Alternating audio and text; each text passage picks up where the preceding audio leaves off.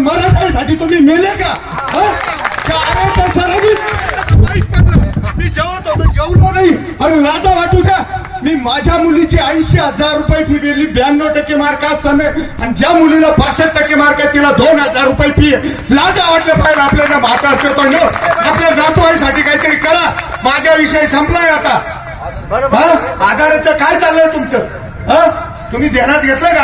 अरे आपल्यासाठी सगळे लढत. या अण्णाला गोपीनाथ अण्णाचा 100 एकर बाग आहे, त्यांना काय घेणं पडलं रे इथं आपल्यासाठी यायला? काय वाटणार त्यांच्या नातवाची गरज आहे त्यांना. त्यांनी कमवून ठेवलेलं यांच्या 10 पिढ्या खातील एवढं. पण मराठी बनून कुळासाठी म्हणून मरत्या इथं. अरे आपले बाळ खाऊ सगळे त्या बाळ खाऊसाठी येत्या इथं रस्त्यावर. तेव्हा तुमच्या आईला गाड्या लावायला जागा नाही म्हातारच्या तो न. आणि आज परत बघायला जाणेंगे पाटील भरायला लागलं तर म्हातारचं किती गर्दी 200 लोक. त्याची बाळ खायसाठी बाळ गरीब असते.